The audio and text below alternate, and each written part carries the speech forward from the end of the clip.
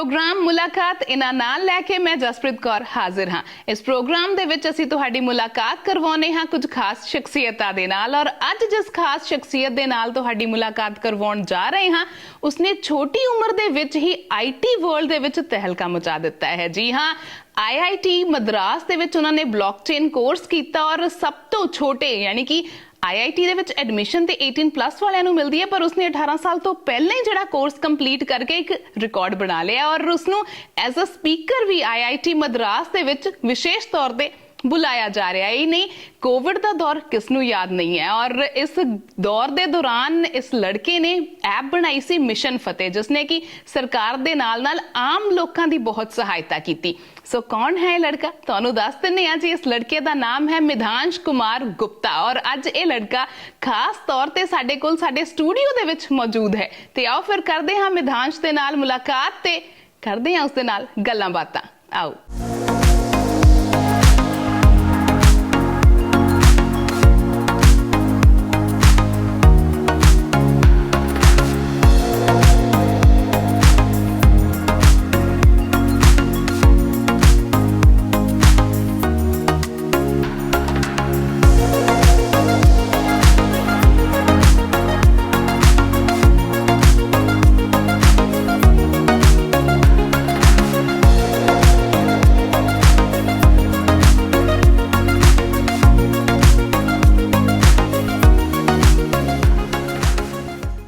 सत श्री अकाल मिधांश। सत श्री अकाल। की हाल ने?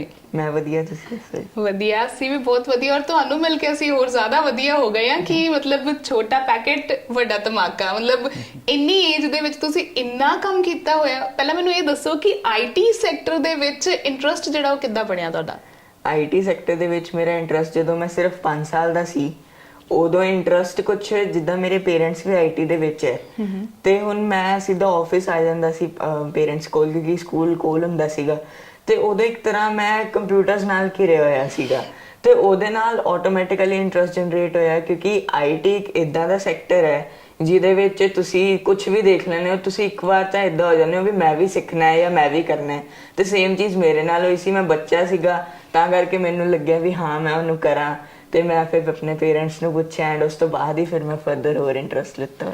ਔਰ ਮਿਸ਼ਨ ਫਤਿਹ ਐਪ ਜੋ ਤੁਸੀਂ ਕੋਵਿਡ ਦੇ ਦੌਰਾਨ ਬਣਾਈ ਉਹ ਬਣਾਉਣ ਦੀ ਪ੍ਰੇਰਨਾ ਕਿੱਥੋਂ ਮਿਲੀ ਸੀ ਤੁਹਾਨੂੰ? ਉਹ ਪ੍ਰੇਰਨਾ ਕੁਝ ਇਸ ਤਰੀਕੇ ਨਾਲ ਮਿਲੀ ਜਿੱਦਾਂ ਸੋਸਾਇਟੀ ਦੇ ਵਿੱਚ ਬਹੁਤ ਜ਼ਿਆਦਾ ਪੈਨਿਕ ਸੀਗਾ, ਲੋਕੀ ਨਹੀਂ ਜਾਣਦੇ ਸੀ ਬਟ ਸਾਡੀ ਜਿਹੜੀ ਸਰਕਾਰ ਸੀ ਉਹ ਕੁਝ ਕਰਨ ਦੀ ਕੋਸ਼ਿਸ਼ ਕਰ ਰਹੀ ਸੀ ਤਾਂ ਕਿ ਆਪਾਂ ਲੋਕਾਂ ਤੱਕ ਪਹੁੰਚ ਸਕੀਏ। ਹੁਣ ਸਰਕਾਰ ਨੇ ਤਾਂ ਆਪਣੇ ਜਾਰੀ ਕੀਤੇ, ਈਵਨ ਕਾਲਰ ਟਿਊਨ ਵੀ ਉਦੋਂ ਹੁੰਦੀ ਸੀਗੀ ਵੀ ਤੁਸੀਂ ਮਾਸਕ ਲਾਓ, ਪਰ ਉਦੋਂ ਮੈਂ ਇਹ ਸੋਚਿਆ ਵੀ ਜਦੋਂ ਇੱਕ ਬੱਚਾ ਕੁਝ ਕਹਿੰਦਾ ਤਾਂ ਉਹਦਾ ਕਿਤੇ ਨਾ ਕਿਤੇ ਕੁਝ ਜ਼ਿਆਦਾ ਇੰਪੈਕਟ ਪੈਂਦਾ ਇੰਸਟੈਡ ਆਫ ਕਿ ਕੋਈ ਜੇ ਐਡਲਟ ਕਹਿੰਦਾ ਕਿਸੇ ਪਰਸਨ ਨੂੰ। ਤੇ ਉਸੇ ਤਰੀਕੇ ਨਾਲ ਫਿਰ ਮੈਂ ਸੋਚਿਆ ਵੀ ਕਿਉਂ ਨਾ ਮੈਂ ਵੀ ਕੁਝ ਆਪਣੇ ਮੈਸੇजेस ਲੋਕਾਂ ਨੂੰ ਦੇਵਾਂ ਕਿਉਂਕਿ ਕਰੋਨਾ ਇੱਕ ਇਦਾਂ ਦੀ ਬਿਮਾਰੀ ਸੀ ਜਿਸ ਦੇ ਬਾਰੇ ਸਾਨੂੰ ਕੁਝ ਨਹੀਂ ਪਤਾ ਸੀਗਾ, ਕੋਈ ਵੈਕਸੀਨ ਨਹੀਂ ਸੀਗੀ। ਤਾਂ ਉਸੇ ਲਈ ਫਿਰ ਮੈਂ ਸੋਚਿਆ ਵੀ ਆਪਾਂ ਕੁਝ ਇਦਾਂ ਦਾ ਬਣਾਈਏ ਜਿਹਦੇ ਨਾਲ ਆਪਾਂ ਲੋਕਾਂ ਨੂੰ ਅਵੇਅਰ ਕਰ ਸਕੀਏ ਐਂਡ ਥੋੜਾ ਜਿਹਾ ਜ਼ਿਆਦਾ ਸੋਸ਼ਲ ਇੰਪੈਕਟ ਹੋਵੇ ਤਾਂ ਕਿ ਮੈਂ ਕੰਟਰੀਬਿਊਟ ਕਰ ਸਕਾਂ ਆਪਣੀ ਫੀਲਡ ਦੇ ਵਿੱਚ। ਬਹੁਤ ਅੱਛਾ ਕੰਮ ਕੀਤਾ। ਔਰ ਮੈਨੂੰ ਪਹਿਲਾਂ ਇਹ ਦੱਸੋ ਕਿ ਤੁਸੀਂ ਕਲਾਸ ਕਿਹੜੀ ਦੇ ਵਿੱਚ ਪੜ੍ਹਦੇ ਹੋ? ਮੈਂ ਹੁਣ 7th ਦੇ ਐਗਜ਼ਾਮਸ ਦੇਣ ਤੋਂ ਬਾਅਦ ਹੁਣ ਮੈਂ 8th ਦੇ ਵਿੱਚ ਪ੍ਰੋਮੋਟ ਹੋ ਚੁੱਕੀ ਹਾਂ। ਕੀ ਬਾਤ ਹੈ। ਮਤਲਬ ਅਜੇ 10th ਵੀ ਕੰਪਲੀਟ ਨਹੀਂ ਕੀਤੀ, ਸੀਨੀਅਰ ਸੈਕੰਡਰੀ ਤੱਕ ਵੀ ਪਹੁੰਚੇ ਨਹੀਂ ਹੈਗੇ, ਪਰ ਕੰਮ ਜਿਹੜੇ ਆ ਉਹ ਮਤਲਬ ਕਾਲਜਸ ਗ੍ਰੈਜੂਏਟਸ ਤੋਂ ਵੀ ਉੱਪਰ ਵਾਲੇ ਕਰਨੇ ਸ਼ੁਰੂ ਕਰ ਦਿੱਤੇ ਹੈ ਨਾ। ਔਰ ਮਿਸ਼ਨ ਫਤਿਹ ਐਪ ਦੇ ਲਈ ਤੁਹਾਨੂੰ ਸਨਮਾਨਿਤ ਵੀ ਕੀਤਾ ਗਿਆ ਸੀ ਹੈ ਨਾ, ਔਰ ਉਹ ਕਿਹੋ ਜਿਹੀ ਫੀਲਿੰਗ ਸੀ? ਉਹ ਮੇਰੇ ਲਈ ਇੱਕ ਬਹੁਤ ਅਲੱਗ ਫੀਲਿੰਗ ਸੀਗੀ ਕਿਉਂਕਿ ਜਿਹੜਾ ਮਿਸ਼ਨ ਫਤਿਹ ਦੇ ਲਈ ਸਰਟੀਫਿਕੇਟ ਮਿਲਿਆ ਸੀ ਉਹ ਇੱਕ ਲੌਤਾ ਸਰਟੀਫਿਕੇਟ ਸੀਗਾ ਜੋ ਪੰਜਾਬ ਦੇ ਵਿੱਚ ਇਸ਼ੂ ਹੋਇਆ ਸੀਗਾ ਐਂਡ ਉਹ ਮੈਨੂੰ ਇਸ਼ੂ ਹੋਇਆ ਸੀ ਤਾਂ of course it was N exclusive certificate. ਤਾਂ ਉਹ ਮੇਰੇ ਲਈ ਇੱਕ ਬਹੁਤ ਵੱਡੀ ਚੀਜ਼ ਸੀਗੀ ਐਂਡ ਉਹ ਵੀ ਮੇਰੀ ਜਰਨੀ ਸੀਗੀ starting. It was the beginning of like the corona pandemic ਦੇ ਵਿੱਚ ਮੇਰੀ ਸ਼ੁਰੂਆਤ ਸੀਗੀ ਐਂਡ ਉਸ ਤੋਂ ਬਾਅਦ ਹੀ ਫਿਰ ਮੈਨੂੰ ਪ੍ਰਧਾਨ ਮੰਤਰੀ ਜੀ ਤੋਂ ਵੀ ਅਵਾਰਡ ਮਿਲਿਆ ਸੀ। ਕੀ ਬਾਤ ਹੈ। ਔਰ ਪ੍ਰਧਾਨ ਮੰਤਰੀ ਜੀ ਦੇ ਕੋਲੋਂ ਤੁਹਾਨੂੰ ਕਿਹੜਾ ਅਵਾਰਡ ਮਿਲਿਆ ਉਹ ਵੀ ਜ਼ਰੂਰ ਦੱਸੋ ਸਾਨੂੰ। ਮੈਨੂੰ ਪ੍ਰਧਾਨ ਮੰਤਰੀ ਜੀ ਵੱਲੋਂ ਪ੍ਰਧਾਨ ਮੰਤਰੀ ਰਾਸ਼ਟਰੀ ਬਾਲ ਪੁਰਸਕਾਰ ਮਿਲਿਆ ਸੀ ਜੋ ਕਿ 24 ਜਨਵਰੀ ਨੂੰ ਮਿਲਿਆ ਸੀਗਾ ਪਿਛਲੇ ਸਾਲ ਐਂਡ ਉਦੋਂ ਉਹਨਾਂ ਨੇ ਵਰਚੁਅਲ ਕਾਨਫਰੰਸ ਕੀਤੀ ਸੀ ਕਰੋਨਾ ਕਰਕੇ ਕਿਉਂਕਿ ਉਦੋਂ ਆਪਾਂ ਨਹੀਂ ਜਾ ਸਕਦੇ ਸੀ ਦਿੱਲੀ, ਵੈਸੇ ਤਾਂ ਉਹ ਬੁਲਾਉਂਦੇ ਹੈ ਤਾਂ ਉਦੋਂ ਫਿਰ ਵਰਚੁਅਲ ਦੇ ਵਿੱਚ 29 ਬੱਚੇ ਸਿਲੈਕਟ ਹੋਏ ਸੀਗੇ ਜਿਨ੍ਹਾਂ ਚੋਂ ਸਿਰਫ 6 ਬੱਚਿਆਂ ਨੇ ਉਹਨਾਂ ਨਾਲ ਗੱਲਬਾਤ ਵੀ ਕੀਤੀ ਸੀ ਤੇ ਉਹਨਾਂ ਚੋਂ ਇੱਕ ਮੈਂ ਸੀਗਾ। ਤੇ ਉਹ ਇੱਕ ਅਲੱਗ ਹੀ ਫੀਲ ਸੀਗੀ, ਕਿਉਂਕਿ ਵਰਚੁਅਲੀ ਉਹਨਾਂ ਨਾਲ ਗੱਲ ਕਰਨਾ ਉਹ ਵੀ ਬਹੁਤ ਵੱਡੀ ਚੀਜ਼ ਹੈਗੀ ਹੈ। ਤਾਂ ਮੈਨੂੰ ਸਰਟੀਫਿਕੇਟ ਵੀ ਰੀਸੈਂਟਲੀ ਮੈਨੂੰ ਫਿਜ਼ੀਕਲ ਜਿਹੜੀ ਸਰਟੀਫਿਕੇਟ ਦੀ ਕਾਪੀ ਹੈ ਪਲੱਸ ਜੋ ਮੈਡਲ ਹੈ ਉਹ ਮੈਨੂੰ ਮਿਲਿਆ ਹੈ, ਤੇ ਉਹ it was just a very big thing, ਕਿਉਂਕਿ ਜਿਹੜਾ ਮੈਡਲ ਹੈ ਉਹ ਮਿਲਿਆ ਹੈ ਤਾਂ ਉਹਦੇ ਉੱਤੇ ਜਿਹੜਾ ਸਤਿਅਮੇਵ ਜਯਤੇ ਦਾ ਜਿਹੜਾ ਲੋਗੋ ਹੈ ਉਹ ਇੱਕ ਬਹੁਤ ਵੱਡੀ ਚੀਜ਼ ਹੈਗੀ ਹੈ। ਬਿਲਕੁਲ। ਔਰ ਇਹ ਦੱਸੋ ਕਿ ਜਦੋਂ ਪ੍ਰਧਾਨ ਮੰਤਰੀ ਜੀ ਦੇ ਨਾਲ ਤੁਸੀਂ ਗੱਲਬਾਤ ਕੀਤੀ ਤੇ ਉਹ ਕੀ ਗੱਲਬਾਤ ਹੋਈ ਸੀ ਤੁਹਾਡੀ ਉਹਨਾਂ ਦੇ ਨਾਲ? ਉਹਨਾਂ ਨੇ ਕੁਝ ਥੋੜੀ ਜਰਨਲ ਗੱਲਬਾਤ ਕੀਤੀ ਐਂਡ ਉਸ ਤੋਂ ਇਲਾਵਾ ਮੇਰੇ ਬਾਰੇ ਪੁੱਛਿਆ ਵੀ ਤੁਸੀਂ ਕੀ ਕਰਦੇ ਹੋ, ਕਿਹੜੇ ਫੀਲਡ ਦੇ ਵਿੱਚੋਂ। ਤਾਂ ਫਿਰ ਮੈਂ ਉਹਨਾਂ ਨੂੰ ਦੱਸਿਆ ਵੀ ਜੋ ਮੈਂ ਕੰਮ ਕੀਤੇ, ਜਿੱਦਾਂ ਕਰੋਨਾ ਦੇ ਵਿੱਚ ਮੈਂ ਵੈਬਸਾਈਟਸ ਬਣਾਈ ਨੇ, ਹੋਰ ਕੰਮ ਕੀਤਾ ਹੈ। ਤਾਂ ਉਹਨਾਂ ਨੇ ਫਿਰ ਪੁੱਛਿਆ ਕਿੰਨੇ ਲੋਕੀ ਤੁਹਾਡੇ ਨਾਲ ਜੁੜੇ ਹੈ, ਤੁਹਾਨੂੰ ਕਿਹਨੇ ਸਿਖਾਇਆ ਵੇ ਪ੍ਰੋਗਰਾਮਿੰਗ ਦਾ, ਜਿੱਦਾਂ ਸਕੂਲ ਨੇ, ਤੁਹਾਡੇ ਪੇਰੈਂਟਸ ਨੇ। ਤਾਂ ਉਹ ਮੈਂ ਉਹਨਾਂ ਨੂੰ ਦੱਸਿਆ ਤੇ ਇਸ ਤਰੀਕੇ ਨਾਲ ਸਾਡੀ 5 ਮਿੰਟ ਗੱਲਬਾਤ ਹੁੰਦੀ ਰਹੀ ਹੈ। ਕੀ ਬਾਤ ਹੈ। ਔਰ ਇੱਕ ਮੈਨੂੰ ਪਤਾ ਲੱਗਾ ਕਿ ਤੁਸੀਂ IIT ਤੋਂ ਇੱਕ ਕੋਰਸ ਕੀਤਾ ਹੈ ਹਨਾ, ਤੇ ਤੁਸੀਂ ਤੇ 18+ ਵੀ ਨਹੀਂ ਹੋ, ਕਿਉਂਕਿ ਆਬਵੀਅਸਲੀ ਗੱਲ ਹੈ ਕਿ ਜਦੋਂ ਕੋਈ IIT ਦੇ ਵਿੱਚ ਜਾਂਦਾ ਹੈ ਤੇ ਉਹ 18+ ਹੀ ਹੁੰਦਾ ਹੈ। ਔਰ ਆਬਵੀਅਸਲੀ ਸਾਰੇ ਗ੍ਰੈਜੂਏਸ਼ਨ ਕਰੇ ਜਾਂ ਡਿਗਰੀਜ਼ ਕਰਨ ਜਾਂਦੇ ਨੇ ਉੱਥੇ ਹਨਾ, ਤੇ ਤੁਹਾਡੀ ਐਡਮਿਸ਼ਨ ਉੱਥੇ ਕਿੱਦਾਂ ਹੋ ਗਈ ਤੇ ਕਿਹੜਾ ਕੋਰਸ ਕੀਤਾ ਤੁਸੀਂ ਉੱਥੇ? ਮੈਂ ਉੱਥੇ ਬੇਸਿਕਲੀ ਬਲੌਕਚੇਨ ਟੈਕਨੋਲੋਜੀ, ਜੋ ਕਿ ਇੱਕ ਅਪਕਮਿੰਗ ਟੈਕਨੋਲੋਜੀ ਹੈ Web3 ਦੇ ਲਈ, ਮੈਂ ਉਸ ਦੇ ਵਿੱਚ ਕੋਰਸ ਕੀਤਾ ਸੀਗਾ IIT ਮਦਰਾਸ ਐਫੀਲੀਏਟਡ, ਐਂਡ ਉਹ ਵੀ ਮੇਰੇ ਲਈ ਇੱਕ ਬਹੁਤ ਵੱਡੀ ਚੀਜ਼ ਸੀਗੀ। ਐਂਡ ਆਫ ਕੋਰਸ ਉਹਨਾਂ ਨੇ ਮੈਨੂੰ ਇੱਕ ਅਲੱਗ ਚੀਜ਼ ਲੈ ਕੇ ਚੱਲਿਆ, ਲਾਈਕ ਇਟ ਐਕਸਕਲੂਸਿਵ ਥਿੰਗ, ਤੇ ਉਹਨਾਂ ਨੇ ਫਿਰ ਮੈਨੂੰ ਐਡਮਿਸ਼ਨ ਦਿੱਤੀ ਐਂਡ ਮੈਂ ਕੋਰਸ ਉਹਨੂੰ ਫਿਨਿਸ਼ ਕੀਤਾ 1 ਸਾਲ ਦੇ ਵਿੱਚ, ਐਂਡ ਉਹਦਾ ਮੈਨੂੰ ਸਰਟੀਫਿਕੇਟ ਵੀ ਮਿਲਿਆ। ਤੇ ਉਹ IIT ਮਦਰਾਸ ਦੇ ਵੱਲੋਂ ਸਰਟੀਫਿਕੇਟ ਸੀਗਾ and it was just a next level thing, ਕਿਉਂਕਿ ਜਿਹੜਾ ਸਾਡਾ ਟੈਕਨੀਕਲ ਇੰਸਟੀਚਿਊਟ ਹੈ ਇੰਡੀਆ ਦੇ ਵਿੱਚ ਉਹ ਨੰਬਰ 1 IIT ਮਦਰਾਸ ਹੈ। ਉਸ ਤੋਂ ਬਾਅਦ ਫਿਰ ਫਰਦਰ ਸਾਰੇ IIT ਆਉਂਦੇ ਨੇ। ਤਾਂ ਉਹ ਇੱਕ ਬਹੁਤ ਵੱਡੀ ਚੀਜ਼ ਸੀਗੀ ਮੇਰੇ ਲਈ। ਪਲੱਸ ਜਿਹੜਾ ਮੈਂ ਕੋਰਸ ਕੀਤਾ ਉਹਦੇ ਵਿੱਚ ਮੈਨੂੰ ਬਹੁਤ ਕੁਝ ਸਿੱਖਣ ਲਈ ਮਿਲਿਆ। ਪਹਿਲਾਂ ਤਾਂ ਮੈਂ ਸਿਰਫ ਸੁਣਦਾ ਸੀ ਵੀ IIT ਮਦਰਾਸ ਦੇ ਵਿੱਚ ਇੰਨੇ ਵਧੀਆ ਤਰੀਕੇ ਨਾਲ ਪੜ੍ਹਾਉਂਦੇ ਆ, ਉਦੋਂ ਤਾਂ ਮੈਂ ਐਕਸਪੀਰੀਅੰਸ ਵੀ ਕੀਤਾ ਉਸ ਚੀਜ਼ ਨੂੰ। ਔਰ ਪੇਰੈਂਟਸ ਦਾ ਇਸ ਸਭ ਨੂੰ ਲੈ ਕੇ ਕੀ ਰਿਸਪੌਂਸ ਸੀ? ਮਤਲਬ ਤੁਹਾਡੇ ਮੰਮੀ ਪਾਪਾ ਸਾਡੇ ਨਾਲ ਬੈਠੇ ਨੇ, ਮੈਂ ਉਹਨਾਂ ਦੇ ਨਾਲ ਵੀ ਗੱਲ ਕਰਨਾ ਚਾਹੂੰਗੀ। ਸਤਿ ਸ਼੍ਰੀ ਅਕਾਲ ਮੈਮ। ਸਤਿ ਸ਼੍ਰੀ ਅਕਾਲ ਸਰ। ਔਰ ਸਾਨੂੰ ਇਹ ਦੱਸੋ ਕਿ ਜਿੱਦਾਂ ਤੁਹਾਡਾ ਬੱਚਾ ਹੈ, ਆਬਵੀਅਸਲੀ ਗੱਲ ਹੈ ਕਿ ਤੁਹਾਨੂੰ ਬਹੁਤ ਜ਼ਿਆਦਾ ਪ੍ਰਾਊਡ ਫੀਲ ਹੁੰਦਾ ਹੋਵੇਗਾ ਹੈ ਨਾ ਜਦੋਂ ਤੁਸੀਂ ਕਿਤੇ ਜਾਂਦੇ ਹੋ ਜਾਂ ਕਿਸੇ ਨੂੰ ਮਿਲਦੇ ਹੋ ਔਰ ਇੰਨੀਆਂ ਅਚੀਵਮੈਂਟਸ ਨੇ, ਪ੍ਰਧਾਨ ਮੰਤਰੀ ਜੀ ਦੇ ਨਾਲ ਮੁਲਾਕਾਤ ਹੋਣੀ, ਮੁੱਖ ਮੰਤਰੀ ਜਿਹੜੇ ਨੇ ਸਾਡੇ ਕੈਪਟਨ ਅਮਰਿੰਦਰ ਸਰ ਸੀਗੇ ਜਿਹੜੇ ਪਹਿਲਾਂ, ਉਹਨਾਂ ਦੇ ਨਾਲ ਮੁਲਾਕਾਤ ਹੋਈ, ਉਹਨਾਂ ਨੇ ਸਨਮਾਨਿਤ ਕੀਤਾ। ਔਰ ਤੁਹਾਡੀਆਂ ਕਿਹੋ ਜਿਹੀਆਂ ਫੀਲਿੰਗਸ ਹੁੰਦੀਆਂ ਨੇ? ਮਤਲਬ ਕਿੱਦਾਂ ਦਾ ਫੀਲ ਹੁੰਦਾ ਕਿ ਹਾਂ ਬਈ ਸਾਡਾ ਬੇਟਾ ਹੈ ਬਿਲਕੁਲ ਸਹੀ ਰਾਹ ਤੇ ਜਾ ਰਿਹਾ ਕਿ ਨਹੀਂ? ਹਾਂਜੀ ਮੈਮ, ਬਹੁਤ ਹੀ ਜ਼ਿਆਦਾ ਅੱਛਾ ਲੱਗਦਾ ਹੈਗਾ, ਕਿਉਂਕਿ ਦੇਖੋ ਹਰ ਪੇਰੈਂਟਸ ਦਾ ਇੱਕ ਸੁਪਨਾ ਹੁੰਦਾ ਹੈ ਕਿ ਉਹਨਾਂ ਦਾ ਬੱਚਾ ਕੁਝ ਕਰਕੇ ਦਿਖਾਏ, ਹੈ ਨਾ, ਡਾਕਟਰ, ਇੰਜੀਨੀਅਰ, ਵਟਐਵਰ ਕੁਝ ਵੀ ਆਪਾਂ ਕਹਿ ਸਕਦੇ ਹਾਂ। ਬਟ ਚਲੋ ਉਹ ਇੱਕ ਏਜ ਹੁੰਦੀ ਹੈ ਨਾ, ਜਿਹੜੀ 25-26 ਸਾਲ ਵਾਲੀ ਏਜ, ਬਟ ਇਸ ਏਜ 'ਚ ਬਹੁਤ ਘੱਟ ਚਾਂਸ ਹੈ ਕਿ ਬੱਚੇ ਕੁਝ ਕਰ ਪਾਣ, ਕਿਉਂਕਿ ਦੇਖੋ ਐਜੂਕੇਸ਼ਨ ਜਿਹੜੀ ਹੈਗੀ ਉਹ ਬਹੁਤ ਜ਼ਿਆਦਾ, ਤੁਹਾਨੂੰ ਪਤਾ ਹੈ ਕਿੰਨਾ ਜ਼ਿਆਦਾ ਕੰਪੀਟੀਸ਼ਨ ਆ ਗਿਆ ਅੱਜ ਦੀ ਡੇਟ 'ਚ, ਤੇ ਬੱਚੇ ਉਸ ਤੋਂ ਹੀ ਬਾਹਰ ਨਹੀਂ ਨਿਕਲ ਪਾਉਂਦੇ ਤੇ ਐਕਸਟਰਾ ਐਕਟੀਵਿਟੀਜ਼ ਤਾਂ ਕਿੱਥੇ ਕਰਦੇ ਆ, ਹਨਾ।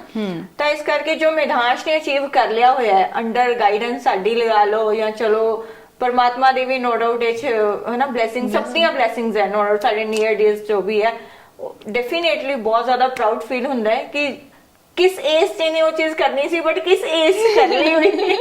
बिल्कुल डेफिनेटली वो साडे लिए बहुत ही खुशी कह लो, प्राउड कह लो, मतलब thanks to God for everything, है ना। बिल्कुल। और जिवें मितांश ने दस्सिया कि घर दे विच ही IT वाला माहौल है ना, और कदी परेशानी नहीं हुई कि जो एक सवाल पूछता होएगा, क्वेश्चन पूछता होएगा कि ये किद्दां करना है, ये की करना है, ते कई बारी अक्सर मां बाप जड़े हुंदे ने वो खिज जांदे ने कि क्यों तंग करी जांदा बच्चा सानू। तुहाडे नाल तां नहीं कदी इदां खिजे? एक्चुअली ਅਸੀਂ ਇਸ ਕਰਕੇ ਨਹੀਂ ਨਾ, ਕਿਉਂਕਿ ਅਸੀਂ ਰਹਿੰਦੇ ਹੀ ਉਸ এনवायरमेंट मतलब IT ਫੈਮਿਲੀ ਸੀ ਤੇ ਉਹ ਜੀਨਸ ਦੇ ਵਿੱਚ ਹੀ ਹੈ ਕਿ ਬਈ ਮੰਮੀ ਪਾਪਾ ਤਾਂ ਚਲੋ ਉਸੇ ਲਾਈਨ ਦੇ ਵਿੱਚ ਹੈਗੇ ਸੀ ਔਰ ਆਟੋਮੈਟਿਕਲੀ ਬੱਚੇ ਦੇ ਵਿੱਚ ਉਹ ਸਾਰੇ ਗੁਣ ਆ ਗਏ। ਬਲਕਿ ਸਾਨੂੰ ਉੱਥੇ ਵਧੀਆ ਲੱਗਦਾ ਸੀਗਾ ਕਿ ਬੜੇ ਬੱਚੇ ਤਾਂ ਸਾਨੂੰ ਕੁਐਸਚਨ ਕਰਦੇ, ਛੋਟੇ ਬੱਚੇ ਦੇ ਦਿਮਾਗ 'ਚ ਵੀ ਕੁਝ ਕੁਐਸਚਨਸ ਆ ਰਹੇ ਨੇ ਉਸ ਚੀਜ਼ ਨੂੰ ਲੈ ਕੇ, ਕਿਉਂਕਿ ਅਸੀਂ ਐਕਚੁਅਲੀ ਬੱਚਿਆਂ ਨੂੰ ਟ੍ਰੇਨਿੰਗ ਵੀ ਦਿੰਨੇ ਆਗੇ, ਜਿਹੜੇ ਬੀਟੈਕ ਵਾਲੇ, BCA, MCA ਵਾਲੇ ਸਟੂਡੈਂਟਸ, ਤਾਂ ਆਬਵੀਅਸ ਕੁਐਸਚਨਸ ਤਾਂ ਚਲੋ ਉਹ ਤਾਂ ਸਾਰਾ ਦਿਨ ਹੈ ਨਾ, ਲੈਪਟਾਪ ਕੁਐਸਚਨ ਇਹ ਉਹ ਸਾਰੀਆਂ ਚੀਜ਼ਾਂ ਚੱਲਦੀਆਂ ਰਹਿੰਦੀਆਂ, ਬਟ ਇੱਕ ਇੰਨੀ ਘੱਟ ਏਜ 'ਚ ਅਗਰ ਬੱਚੇ ਦੇ ਮਾਈਂਡ 'ਚ ਉਸ ਚੀਜ਼ ਨੂੰ ਲੈ ਕੇ ਕੁਐਸਚਨ ਆ ਰਿਹਾ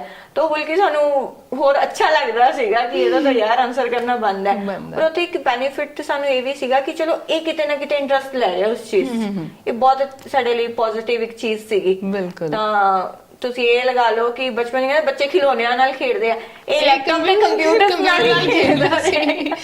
ਠੀਕ ਹੈ। ਈਵਨ ਇਹਦੇ ਕੋਲ ਆਪਣੀ ਟੈਬ ਅਸੀਂ ਲੈ ਕੇ ਦਿੱਤੀ ਸੀ। ਫਿਰ ਆਫਿਸ ਦਾ ਆਬਵੀਅਸ ਕੰਪਿਊਟਰ ਲੈਬ ਹੈ ਤਾਂ ਇਹਨੇ ਕੰਪਿਊਟਰਸ 'ਚ ਬੈਠੇ ਰਹਿਣਾ, ਫਿਰ ਲੈਪਟਾਪ ਸੀ ਸਾਡੇ ਕੋਲ, ਮਤਲਬ ਇਹਦੇ ਖਿਡੌਣੇ ਉਹੀ ਸੀਗੇ।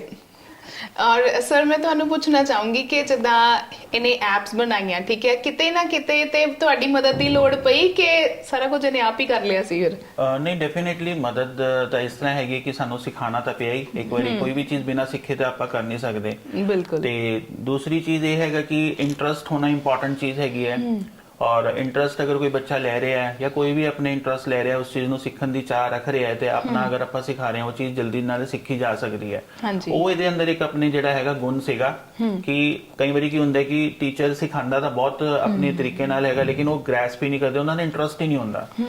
ਔਰ ਜਿਹੜੀ ਇੱਕ ਬਹੁਤ ਇੰਪੋਰਟੈਂਟ ਗੱਲ ਹੈਗੀ ਹੈ ਜਿਹੜੀ ਤੁਸੀਂ ਕਹੀ ਕਿ ਸਮਟਾਈਮਸ ਬੱਚੇ ਪੁੱਛਦੇ ਹੈ ਹਨਾ, ਤੇ ਉਹ ਸਾਨੂੰ ਲੱਗਦਾ ਕਿ ਨਹੀਂ ਕਿਹੜੇ ਸਵਾਲ ਤੋਂ ਪੁੱਛੀ ਜਾਂਦਾ, ਇਰੀਟੇਟ ਹੁੰਦੇ ਆ।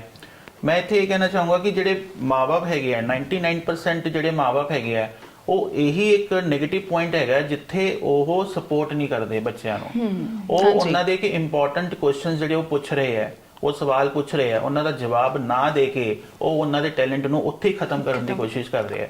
ਮੇਰੇ ਖਿਆਲ ਉਹ ਜਿਹੜੇ ਬੱਚੇ ਹੈਗੇ ਆ ਸਾਇੰਟੀਫਿਕਲੀ ਵੀ ਪ੍ਰੂਵਡ ਹੈਗਾ ਕਿ 12 ਤੋਂ 13 ਸਾਲ ਤੱਕ ਬੱਚੇ ਦਾ ਦਿਮਾਗ ਜਿਹੜਾ ਹੈਗਾ ਬਹੁਤ ਸ਼ਾਰਪ ਹੁੰਦਾ ਹੈ। ਇਹ ਸਾਇੰਟੀਫਿਕਲੀ ਪ੍ਰੂਵਡ ਹੈ, ਪਰਮਾਤਮਾ ਵੱਲੋਂ ਇੱਕ ਕੁਦਰਤੀ ਦੇਣ ਹੈਗੀ ਹੈ।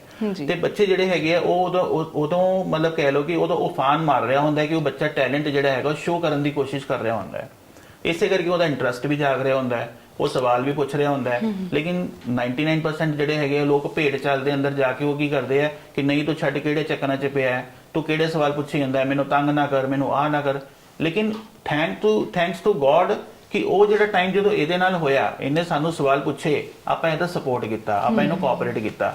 ਉਹ ਤਾਂ ਹੀ ਸ਼ਾਇਦ ਅੱਜ ਪਰਮਾਤਮਾ ਦੀ ਕਿਰਪਾ ਹੈਗੀ ਹੈ ਕਿ ਉਹ ਸਵਾਲ ਜਵਾਬ ਦੇ ਦੌਰਾਨ ਜਦੋਂ ਸਾਨੂੰ ਪਤਾ ਲੱਗਿਆ ਕਿ ਹਾਂ ਇਹ ਕੁਝ ਸਿੱਖਣਾ ਚਾਹੁੰਦਾ ਹੈ, ਆਪਾਂ ਸਿਖਾਉਣ ਦੀ ਕੋਸ਼ਿਸ਼ ਕੀਤੀ, ਆਪਾਂ ਟਾਈਮ ਦਿੱਤਾ ਤੇ ਅੱਜ ਮੈਂ ਕਹਿ ਸਕਦਾ ਕਿ ਇੰਡੀਆ ਦਾ ਸਰਵੋੱਚ ਸਨਮਾਨ ਜਿਹੜਾ ਹੈਗਾ ਬੱਚੇ ਦੀ ਕੈਟਾਗਰੀ 'ਚ ਉਹ ਇਹਨੂੰ ਮਿਲਿਆ ਤੇ ਉਸ ਚੀਜ਼ ਨੂੰ ਲੈ ਕੇ ਆਪਾਂ ਪ੍ਰਾਊਡ ਫੀਲ ਵੀ ਕਰ ਰਹੇ ਹਾਂ ਬਹੁਤ ਜ਼ਿਆਦਾ। ਬਿਲਕੁਲ। ਪ੍ਰਧਾਨ ਮੰਤਰੀ ਬਾਲ ਰਾਸ਼ਟਰੀ ਪੁਰਸਕਾਰ ਜਿਹੜਾ ਉਹ ਮਿਲਿਆ ਹੈ ਮਿਧਾਂਸ਼ ਨੂੰ, ਔਰ ਮਿਧਾਂਸ਼ ਤੁਸੀਂ ਬਹੁਤ ਸਾਰੇ ਰਿਕਾਰਡਸ ਵੀ ਬਣਾਏ ਨੇ ਹੈਨਾ, ਮੈਨੂੰ ਪਤਾ ਲੱਗ ਗਿਆ ਸੀ। ਹੁਣ ਮੈਨੂੰ ਦੱਸੋਗੇ ਕਿ ਰਿਕਾਰਡ ਮੈਨੂੰ ਤਾਂ ਪਤਾ ਲੱਗ ਗਏ ਨੇ ਬਟ ਸਾਡੀ ਜਿਹੜੀ ਆਡੀਅנס ਨੇ ਉਹਨਾਂ ਨੂੰ ਨਹੀਂ ਪਤਾ, ਸੋ ਮੈਂ ਚਾਹੂੰਗੀ ਕਿ ਤੁਸੀਂ ਇੱਕ ਵਾਰੀ ਦੱਸੋ ਕਿ ਤੁਸੀਂ ਕਿਹੜੇ ਰਿਕਾਰਡਸ ਬਣਾਏ ਹੋਏ ਨੇ। ਬਿਲਕੁਲ। ਤਾਂ ਜਿਹੜਾ ਮੇਰੀ ਲਾਈਫ ਦਾ ਫਰਸਟ ਰਿਕਾਰਡ ਸੀਗਾ ਉਹ 9 ਸਾਲ ਦੀ ਉਮਰ ਦੇ ਵਿੱਚ ਸੀਗਾ, ਜਦੋਂ ਮੈਂ ਇੰਡੀਆ ਬੁੱਕ ਆਫ ਰਿਕਾਰਡਸ ਤੇ ਵਰਲਡ ਰਿਕਾਰਡਸ ਇੰਡੀਆ ਦੇ ਵਿੱਚ ਆਪਣਾ ਨਾਮ ਦਰਜ ਕੀਤਾ ਸੀ as a youngest website developer. ਉਸ ਤੋਂ ਬਾਅਦ ਫਿਰ ਮੈਨੂੰ ਇੱਕ ਮੌਕਾ ਮਿਲਿਆ ਫੋਰਨ ਟ੍ਰਿਪ ਦਾ ਵੀ, ਐਂਡ ਮੈਂ ਸਵੀਡਨ ਤੇ ਲਾਟਵੀਆ ਗਿਆ ਸੀਗਾ ਤੇ ਉੱਥੇ IBNC ਮੀਟ ਦੇ ਦੌਰਾਨ ਮੈਨੂੰ ਯੰਗੈਸਟ ਐਂਟਰਪ੍ਰੈਨਿਓਰ ਦਾ ਵੀ ਅਵਾਰਡ ਮਿਲਿਆ ਕਿਉਂਕਿ ਉਸ ਟਾਈਮ ਮੈਂ ਆਪਣੇ ਫਾਦਰ ਦੀ company as a JEO join ਕਰ ਲਈ ਸੀਗੀ। ਹਾਂਜੀ। ਤੇ ਉਸ ਤੋਂ ਬਾਅਦ ਫਿਰ ਫਰਦਰ ਕੋਵਿਡ ਆ ਗਿਆ ਐਂਡ ਕੋਵਿਡ ਦੇ ਵਿੱਚ ਫਿਰ ਮੈਂ ਜੋ ਵੀ ਪੋਰਟਲਸ ਬਣਾਏ ਜਿੱਦਾਂ missionfateh.com, coronafuel.com, ਉਹਨਾਂ ਦੇ ਲਈ ਮੈਨੂੰ world book of records London ਜਿਹੜੀ ਆਰਗੇਨਾਈਜੇਸ਼ਨ ਹੈ ਉਹਨਾਂ ਵੱਲੋਂ ਵੀ ਮੇਰਾ ਨਾਮ ਦਰਜ ਹੋਇਆ as a youngest corona warrior. And ਉਸ ਤੋਂ ਇਲਾਵਾ ਫਿਰ ਮੈਂ ਕੁਝ ਹੀ ਮਹੀਨੇ ਪਹਿਲਾਂ ਮੈਂ ਲਿੰਕਡਇਨ ਤੋਂ, ਜਿਹੜਾ ਲਿੰਕਡਇਨ ਲਰਨਿੰਗ ਇੱਕ ਪਲੇਟਫਾਰਮ ਹੈ, ਤੇ ਉੱਥੋਂ ਮੈਂ 50 ਕੋਰਸਿਸ ਕੀਤੇ ਸਿਰਫ ਇੱਕ ਹਫਤੇ ਦੇ ਵਿੱਚ। ਕੀ ਬਾਤ ਹੈ, ਬਹੁਤ ਅੱਛੀ ਗੱਲ ਹੈ। ਤੇ ਉਹਦਾ ਵੀ ਮੈਨੂੰ ਰਿਕਾਰਡ ਮਿਲਿਆ from exclusive world records. And ਉਸ ਤੋਂ ਇਲਾਵਾ ਮੈਨੂੰ OMG ਬੁੱਕ ਆਫ ਰਿਕਾਰਡਸ ਤੋਂ ਵੀ ਮਿਲਿਆ ਕਿਉਂਕਿ ਮੈਂ ਜਦੋਂ ਪੰਜਾਬ ਭ੍ਰਮਣ ਕੀਤਾ ਸੀਗਾ, ਜਦੋਂ ਪੰਜਾਬ ਦੇ ਵਿੱਚ VOTING ਦਾ ਟਾਈਮ ਸੀਗਾ, ਤੇ ਉਦੋਂ ਮੈਂ ਲੋਕਾਂ ਨੂੰ ਜਾਗਰਿਤ ਕਰਨਾ ਚਾਹੁੰਦਾ ਸੀ ਵੀ ਤੁਸੀਂ ਆਪਣੀ ਵੋਟ ਨੂੰ ਵੇਸਟ ਨਾ ਕਰੋ। ਇਹ ਸਿਰਫ 5 ਸਾਲ ਬਾਅਦ ਤੁਹਾਨੂੰ ਇੱਕ ਮੌਕਾ ਮਿਲਦਾ ਹੈ ਆਪਣੇ ਫਿਊਚਰ ਨੂੰ ਚੂਜ਼ ਕਰਨ ਦਾ, ਤੇ ਉਹਨੂੰ ਤੁਸੀਂ ਗਵਾਓ ਨਾ, ਉਹਦੀ ਜਗ੍ਹਾ ਤੁਸੀਂ ਵੋਟ ਕਰੋ। ਮੈਂ ਕਿਸੇ ਪਰਟੀਕੁਲਰ ਪੋਲੀਟੀਕਲ ਪਾਰਟੀ ਦੇ ਲਈ ਨਹੀਂ ਕਰ ਰਿਹਾ ਸੀ ਕੈਂਪੇਨ, ਜਸਟ ਇੱਕ ਜਨਰਲ VOTING ਅਵੇਅਰਨੈਸ ਦੇ ਲਈ। ਹਾਂਜੀ। ਤੇ ਉਸ ਦੇ ਲਈ ਵੀ ਫਿਰ ਮੈਨੂੰ OMG ਬੁੱਕ ਆਫ ਰਿਕਾਰਡਸ ਤੇ ਐਕਸਕਲੂਸਿਵ ਵਰਲਡ ਰਿਕਾਰਡਸ ਦੇ ਵੱਲੋਂ as the youngest to motivate the people of Punjab to vote ਇਸ ਤਰੀਕੇ ਨਾਲ ਟਾਈਟਲ ਮੈਨੂੰ ਮਿਲਿਆ। ਤੇ ਇਹ ਕੁਝ ਮੇਰੀ ਜਰਨੀ ਹੈ ਜਿਹੜੇ ਰਿਕਾਰਡਸ ਮੈਨੂੰ ਮਿਲੇ ਹੁਣ ਤੱਕ। ਨਹੀਂ, ਬਹੁਤ ਅੱਛੀ ਗੱਲ ਹੈ, ਤੁਸੀਂ ਕੰਮ ਵੀ ਕਰ ਰਹੇ ਹੋ ਨਾਲ ਦੇ ਨਾਲ ਆਪਣੇ ਨਾਲ ਜਿਹੜਾ ਯੂਥ ਹੈ, ਜਿਹੜੇ ਟੀਨੇਜਰਸ ਨੇ, ਯੰਗਸਟਰਸ ਨੇ, ਉਹਨਾਂ ਨੂੰ ਮੋਟੀਵੇਟ ਵੀ ਕਰ ਰਹੇ ਹੋ। ਔਰ ਮੈਂ ਸੁਣਿਆ ਕਿ ਤੁਹਾਨੂੰ ਸੁਪਰ 30 ਦੇ ਜਿਹੜੇ ਆਨੰਦ ਕੁਮਾਰ ਜੀ ਨੇ ਉਹਨਾਂ ਦੇ ਨਾਲ ਵੀ ਮੁਲਾਕਾਤ ਦਾ ਮੌਕਾ ਮਿਲਿਆ ਸੀ। ਬਿਲਕੁਲ।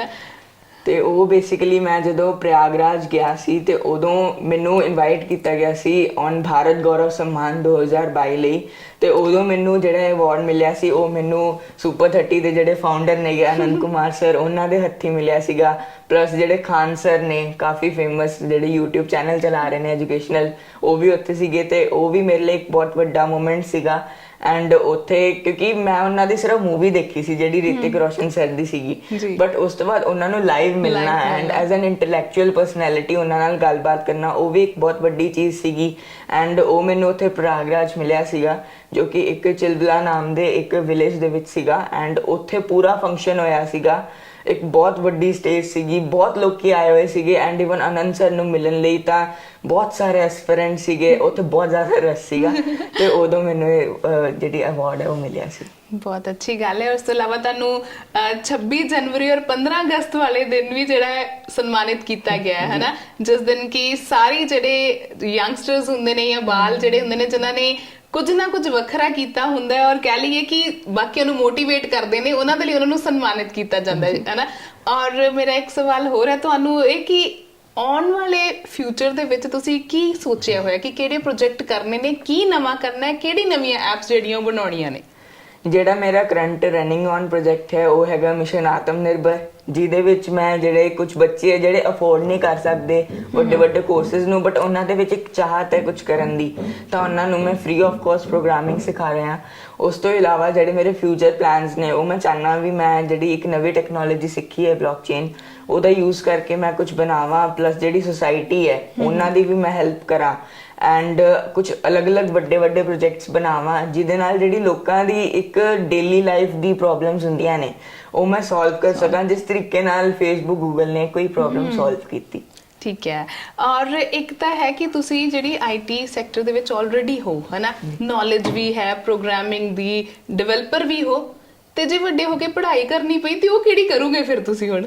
ਮੈਂ ਆਫ ਕੋਰਸ ਇਹੀ ਵਾਲੀ ਪੜ੍ਹਾਈ ਕਰੂੰਗਾ ਜਿੱਦਾਂ ਹੁਣ MCA BCA ਇਸ ਤਰੀਕੇ ਨਾਲ ਜਿਹੜੀ ਅਲੱਗ-ਅਲੱਗ ਡਿਗਰੀਜ਼ ਹੈ, ਆਬਵੀਅਸਲੀ ਮੈਂ ਉਹੀ ਕਰੂੰਗਾ ਐਂਡ IT ਨੂੰ ਹੀ ਮੈਂ ਪ੍ਰੈਫਰ ਕਰੂੰਗਾ। ਪਰ ITI ਦੇ ਵਿੱਚ ਤਾਂ ਤੁਸੀਂ ਪਹਿਲਾਂ ਹੀ ਜਾ ਚੁੱਕੇ ਹੋ ਹਨਾ, ਤੇ ਹਰ ਬੰਦੇ ਦਾ ਸੁਪਨਾ ਹੁੰਦਾ ਕਿ ਮੈਨੂੰ ITI ਦੇ ਵਿੱਚ ਐਡਮਿਸ਼ਨ ਮਿਲ ਜਵੇ ਹਨਾ, ਉੱਥੋਂ ਤੁਸੀਂ ਕੋਰਸ ਕਰ ਲਿਆ ਔਰ ਬਾਕੀ ਤੁਸੀਂ ਇਹ ਸੋਚਿਆ ਕਿ ਸਟੈਪ ਬਾਈ ਸਟੈਪ ਜਿਹੜੀ ਕਹਿ ਲਓ ਕਿ ਫਾਰਮਲ ਐਜੂਕੇਸ਼ਨ ਹੈ ਉਹ ਲੈਣੀ ਹੈ ਹਨਾ, ਉਹਨੂੰ ਸਕਿਪ ਨਹੀਂ ਕਰਨਾ ਬਿਲਕੁਲ ਵੀ। ਤੇ ਜੇ ਮੈਸੇਜ ਦੇਣਾ ਪਵੇ ਆਪਣੀ ਏਜ ਦੇ ਬੱਚਿਆਂ ਨੂੰ ਤਾਂ ਕੀ ਕਹਿਣਾ ਚਾਹੋਗੇ? ਮੈਂ ਜਿਹੜੇ ਆਪਣੀ ਏਜ ਦੇ ਬੱਚੇ ਨੇ ਉਹਨਾਂ ਨੂੰ ਇਹੀ ਮੈਸੇਜ ਦੇਣਾ ਚਾਹੂੰਗਾ ਵੀ ਜਿਹੜਾ ਤੁਸੀਂ ਇੱਕ ਏਜ ਦਾ ਬੈਰੀਅਰ ਹੁੰਦਾ ਹੈ ਉਹਨੂੰ ਤੁਸੀਂ ਤੋੜ ਕੇ ਜੋ ਵੀ ਆਪਣਾ ਪੈਸ਼ਨ ਹੈਗਾ ਉਹਨੂੰ ਅੱਗੇ ਵਧਾਓ ਐਂਡ ਅੱਗੇ ਹੋਰ ਕੰਮ ਕਰੋ, ਇੰਸਟੈਡ ਆਫ ਕਿ ਤੁਸੀਂ ਆਪਣੇ ਟੈਲੈਂਟ ਨੂੰ ਦਬਾਓ। ਇਵਨ ਜਿੱਦਾਂ ਮੇਰੇ ਪਾਪਾ ਨੇ ਕਿਹਾ ਵੀ ਜਿਹੜੇ ਪੇਰੈਂਟਸ ਹੈ ਉਹਨਾਂ ਨੂੰ ਵੀ ਇੱਕ ਮੈਸੇਜ ਹੈ ਵੀ ਉਹ ਜਿਹੜਾ ਆਪਣੇ ਬੱਚੇ ਦਾ ਇੱਕ ਟੈਲੈਂਟ ਹੈ ਉਹਨੂੰ ਹੋਰ ਨਰਿਸ਼ ਕਰਨ ਇੰਸਟੈਡ ਆਫ ਕਿ ਉਹਨੂੰ ਦਬਾਣ, ਕਿਉਂਕਿ ਮੋਸਟਲੀ ਇੰਡੀਅਨ ਸੋਸਾਇਟੀ ਦੇ ਵਿੱਚ ਖਾਸ ਤੌਰ ਤੇ ਕੀ ਹੁੰਦਾ ਹੈ ਵੀ ਜਦੋਂ ਕੋਈ ਬੱਚਾ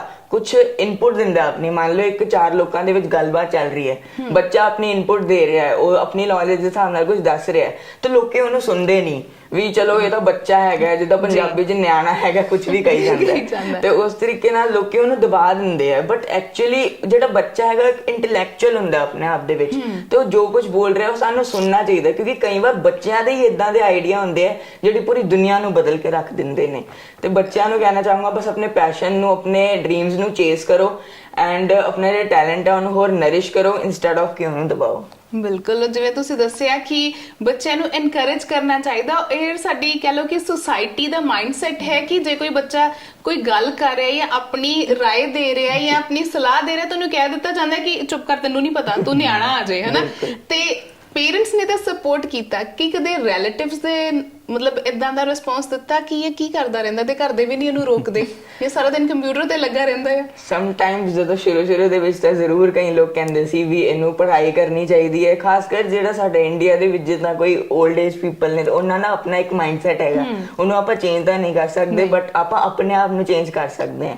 ਤੇ ਉਹ ਵੀ ਕਈ ਵਾਰ ਕਹਿੰਦੇ ਆ ਵੀ ਜਿੱਦਾਂ ਕੰਪਿਊਟਰ ਦੇ ਵਿੱਚ ਲੱਗਿਆ ਇਸ ਤੋਂ ਚੰਗਾ ਪੜ੍ਹਾਈ ਕਰ ਲਾ, ਤੇ ਬਟ ਉਹਦਾ ਅੱਗੇ ਜਾ ਕੇ ਪੋਟੈਂਸ਼ੀਅਲ ਬਹੁਤ ਜ਼ਿਆਦਾ ਹੈ ਪ੍ਰੋਗਰਾਮਿੰਗ ਦੇ ਵਿੱਚ। ਆਖਿਰਕਾਰ ਪੜ੍ਹਾਈ ਕਰਕੇ ਵੀ ਕਰਨਾ, ਆਪਾਂ ਪੈਸੇ ਕਮਾਣੇ ਹੈ, ਜੌਬ ਕਰਨੀ ਹੈ, ਤੇ ਉਸ ਤੋਂ ਚੰਗਾ ਆਪਾਂ ਜੇ ਛੋਟੀ ਉਮਰ ਦੇ ਵਿੱਚ ਹੀ ਕੁਝ ਕਰ ਲਈਏ ਤਾਂ ਉਹ ਸਾਡੇ ਲਈ ਇੱਕ ਹੋਰ ਵੱਡਾ ਲਾਈਫ ਸਪੈਨ ਹੋ ਜਾਂਦਾ ਜਿਹਦੇ ਵਿੱਚ ਆਪਾਂ ਹੋਰ ਬਹੁਤ ਕੁਝ ਕਰ ਸਕਦੇ ਹਾਂ। ਔਰ ਬਹੁਤ ਅੱਛੀ ਗੱਲ ਹੈ ਕਿ ਤੁਸੀਂ ਇੰਨਾ ਸੋਚਿਆ ਹੋਇਆ ਹੈ ਹਨਾ। ਔਰ ਕੀ ਕਦੀ ਦਿਮਾਗ ਦੇ ਵਿੱਚ ਇਦਾਂ ਆਇਆ ਕਿ ਯਾਰ ਹੁਣ ਮੈਂ ਰੈਸਟ ਕਰ ਲਵਾਂ, ਬਹੁਤ ਕੰਮ ਕਰ ਲਿਆ, ਹੁਣ ਮੈਂ ਥੱਕ ਗਿਆ ਆ, ਥੋੜੀਆਂ ਜਿਹੀ ਛੁੱਟੀਆਂ ਮਨਾਇਆ ਵਾ? ਆਉਂਦਾ ਦਿਲ ਦੇ ਵਿੱਚ?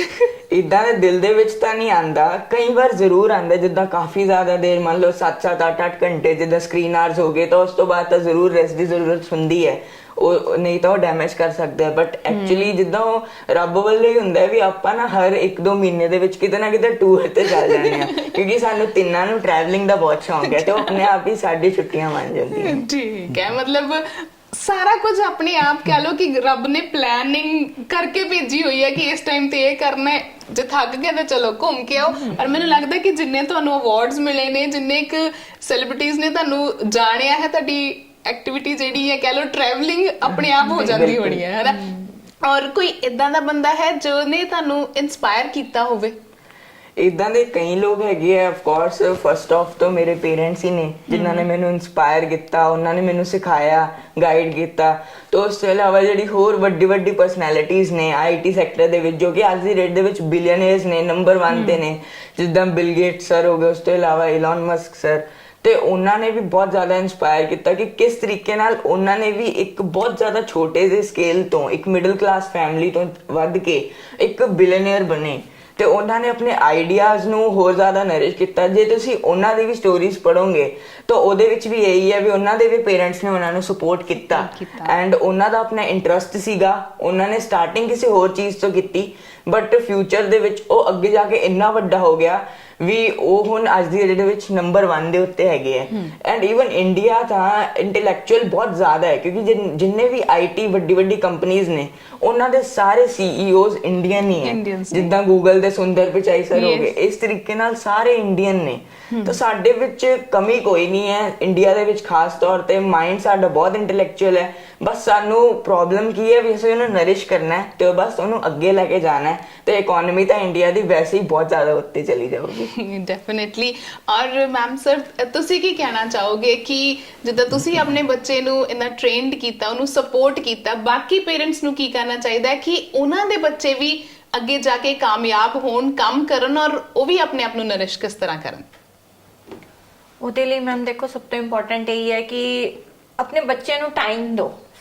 ਠੀਕ ਹੈ, ਨੋ ਡਾਊਟ ਅੱਜ ਦੀ ਲਾਈਫ ਬਿਜ਼ੀ ਹੈ, ਬਹੁਤ ਬਿਜ਼ੀ ਹੈ ਹਨਾ, ਬਟ ਬੱਚੇ ਨੂੰ ਟਾਈਮ ਦੇਣਾ ਬਹੁਤ ਜ਼ਰੂਰੀ ਹੈ। ਅਗਰ ਆਪਾਂ ਬੱਚੇ ਨੂੰ ਸੁਣਾਂਗੇ ਨਹੀਂ, ਟਾਈਮ ਨਹੀਂ ਦੇਵਾਂਗੇ, ਤਾਂ ਉਹ ਉਹਨਾਂ ਚੀਜ਼ਾਂ 'ਚ ਫਸਿਆ ਰਹੂਗਾ ਜਿਨ੍ਹਾਂ 'ਚ ਪੇਰੈਂਟਸ ਫਸੇ ਹੋਏ ਸੀ ਹਨਾ।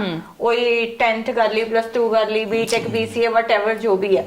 ਉਹਦੇ ਲਈ ਜ਼ਰੂਰੀ ਹੈ ਕਿ ਤੁਸੀਂ ਆਪਣੇ ਬੱਚੇ ਨੂੰ ਉਹੀ ਜਿਹੜੀ ਗੱਲ ਨਰਿਸ਼ ਕਰੋ, ਦੇਖੋ ਕਿ ਉਹਦੇ ਅੰਦਰ ਕੀ ਕੀ ਕੁਆਲਿਟੀਜ਼ ਨੇ।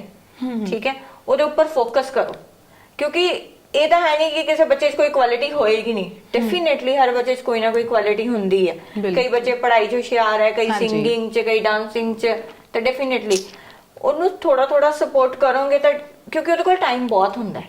ਠੀਕ ਹੈ ਨਾ, ਉਸ ਚੀਜ਼ ਨੂੰ ਨਰਿਸ਼ ਕਰਨ ਲਈ ਬਹੁਤ ਜ਼ਿਆਦਾ ਟਾਈਮ ਹੁੰਦਾ ਹੈ ਪੇਰੈਂਟਸ ਕੋਲ।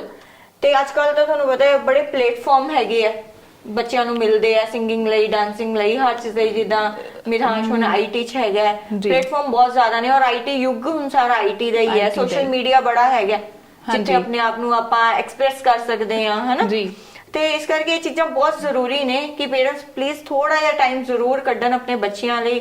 ਜੋ ਵੀ ਉਹਨਾਂ ਦੇ ਅੰਦਰ ਕੈਪੇਬਿਲਿਟੀ ਹੈ, ਜੋ ਵੀ ਉਹਨਾਂ ਦੇ ਅੰਦਰ ਕੁਆਲਿਟੀਜ਼ ਨੇ, ਉਹਨਾਂ ਨੂੰ ਦੇਖਣ, ਥੋੜਾ ਐਨਾਲਿਸਿਸ ਕਰਨ, ਤਾਂ ਕਿ ਬੱਚਿਆਂ ਨੂੰ ਥੋੜੀ ਥੋੜੀ ਸਪੋਰਟ ਦੇਣਗੇ ਤਾਂ ਡੈਫੀਨੇਟਲੀ ਉਹ ਕਿਤੇ ਨਾ ਕਿਤੇ ਪਹੁੰਚਣਗੇ। ਔਰ ਅੱਜ ਇਸ ਚੀਜ਼ ਦੀ ਬਹੁਤ ਜ਼ਿਆਦਾ ਜ਼ਰੂਰਤ ਹੈ, ਕਿਉਂਕਿ ਬੱਚੇ ਗੈਜਟਸ ਦੇ ਅੰਦਰ ਇੰਨਾ ਜ਼ਿਆਦਾ ਫਸੇ ਹੋਏ ਨੇ ਕਿ ਉਹ ਕੁਝ ਸਹੀ ਨਹੀਂ ਕਰ ਪਾ ਰਹੇ।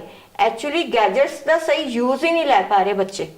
ਠੀਕ ਹੈ ਨਾ, ਤੇ ਬੈਸਟ ਇਹ ਹੈ ਕਿ ਪੇਰੈਂਟਸ ਥੋੜਾ ਜਿਹਾ ਅਗਰ ਟਾਈਮ ਲਗਾਉਣ ਤਾਂ ਬੱਚੇ ਉਸੇ ਗੈਜਟ ਦਾ ਇੱਕ ਰਾਈਟ ਯੂਜ਼ ਲੈ ਸਕਦੇ ਹੈ। ਅਗਰ ਇੱਕ ਪੇਰੈਂਟਸ ਨੂੰ ਪਤਾ ਹੈ ਕਿ ਮੇਰਾ ਬੱਚੇ ਦਾ ਜੇ ਇੰਟਰਸਟ ਡਾਂਸਿੰਗ 'ਚ ਹੈ, ਤਾਂ ਉਸੇ ਗੈਜਟ 'ਚ ਦੇਖੋ YouTube ਚੈਨਲ ਤੇ ਕਿੰਨਾ ਕੁਝ ਡਾਂਸ ਦਾ ਦੇਖਣ ਵਾਲਾ ਹੈ। ਉਹਨੂੰ ਗਾਈਡ ਕਰਨ ਕਿ ਬੇਟੇ ਤੂੰ YouTube ਦੇਖ ਤੇ ਉੱਥੇ ਇਹ ਚੀਜ਼ਾਂ ਦੇਖ, ਸੋਸ਼ਲ ਮੀਡੀਆ ਤੋਂ ਦੇਖ, ਉੱਥੇ ਇਹਨਾਂ ਲੋਕਾਂ ਨੂੰ ਫੋਲੋ ਕਰ, ਤਾਂ ਕਿ ਤੂੰ ਆਪਣੇ ਪੈਸ਼ਨ ਨੂੰ ਹੋਰ ਅੱਗੇ ਲੈ ਜਾ ਸਕੇ।